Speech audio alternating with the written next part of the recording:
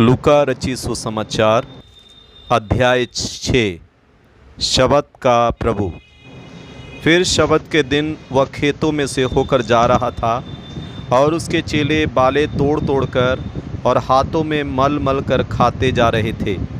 तब फरीसियों में से कुछ कहने लगे, तुम वह काम क्यों करते हो जो शबत के दिन करना उचित नहीं। यीशु ने उनको उत्तर दिया, क्या तुमने यह नहीं पढ़ा कि दाऊद ने जब वह और उसके साथी भूखे थे तो क्या किया।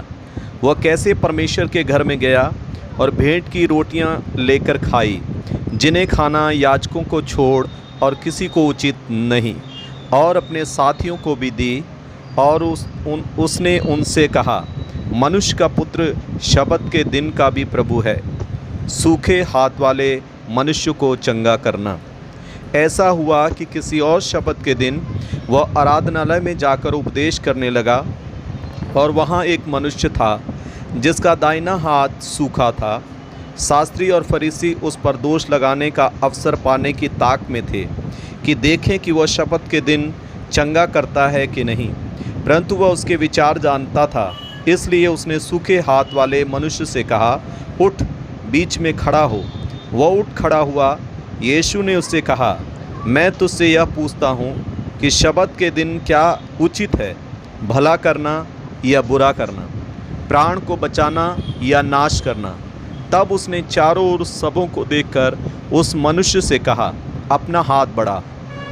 उसने ऐसा ही किया और उसका हाथ फिर चंगा हो गया। परंतु वे आपे से बाहर होकर आपस में विवाद करने लगे कि हम यीशु के साथ क्या करें। 12 प्रेरितों की नियुक्ति। उन दिनों में वह पहाड़ पर प्रार्थना करने गया और परमेश्वर से प्रार्थना करने में सारी रात बिताई।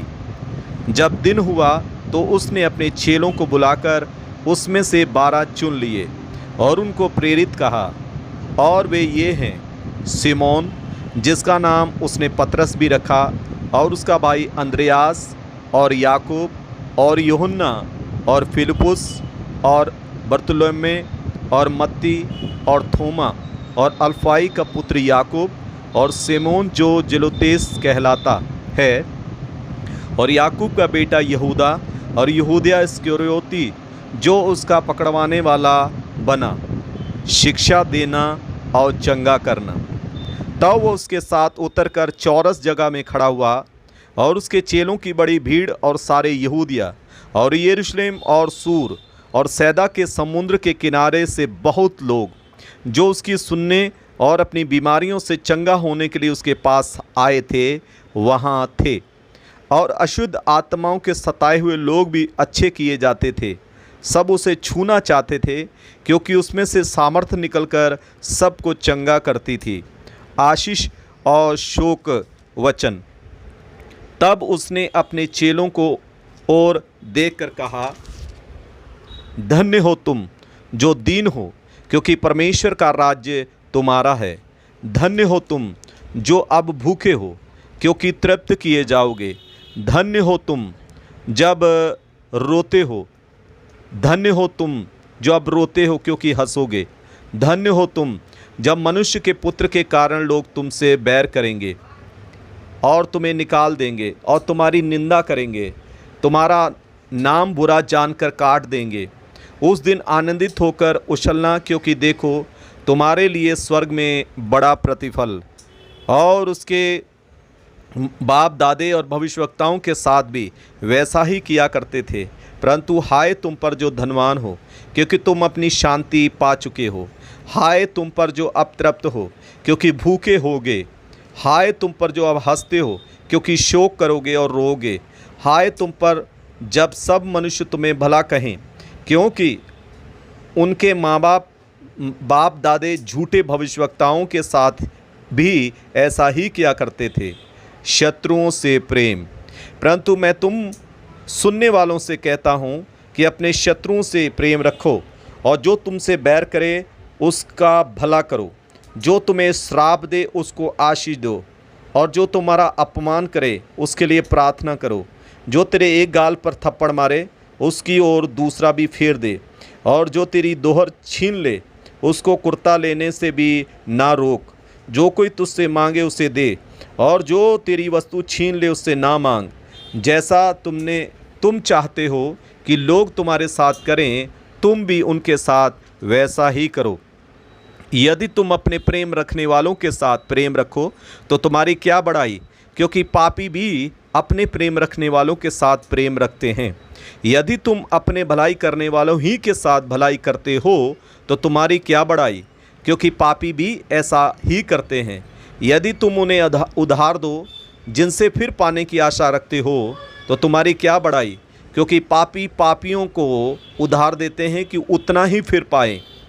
वरन अपने शत्रुओं से प्रेम रखो और भलाई करो, और फिर पाने की आशा ना रखकर उधार दो, और तुम्हारे लिए एक बड़ा फल होगा, और तुम परमप्रधान के संतान ठहरोगे, क्योंकि वह उन पर जो धन्यवाद नहीं करते और बुरों पर भी कृपालु है। जैसा तुम्हारा पिता दयावंत है वैसे ही तुम भी दयावंत बनो। दोष ना लगाओ, दोष मत लगाओ तो तुम पर भी दोष नहीं लगाया जाएगा। दोषी ना ठहरोगे तो तुम पर भी दोषी नहीं ठहराए जाओगे। क्षमा करो तो तुम्हें भी क्षमा किया जाएगा, दिया करो तो तुम्हें भी दिया जाएगा। लोग पूरा नाप दबा दबा कर और हिला हिला कर और उभरता हुआ तुम्हारी गोद में डालेंगे, क्योंकि जिस नाप से तुम नापते हो उसी से तुम्हारे लिए भी नापा जाएगा। फिर उसने उनसे एक दृष्टांत कहा, क्या अंधे को मार्ग बता सकता है? क्या दोनों गड्ढे में नहीं गिरेंगे? चेला अपने गुरु से बड़ा नहीं, परंतु जो कोई सिद्ध होगा वो अपने गुरु के समान होगा। तो अपने भाई की आँख के तिनके को क्यों देखता है और अपनी ही आँख का लट्ठा तुझे नहीं सूझता? जब तू अपनी ही आँख का लट्ठा नहीं देखता तो अपने भाई से कैसे कह सकता है, हे भाई ठहर जा, तेरी आँख से तिनकों को निकाल दूँ?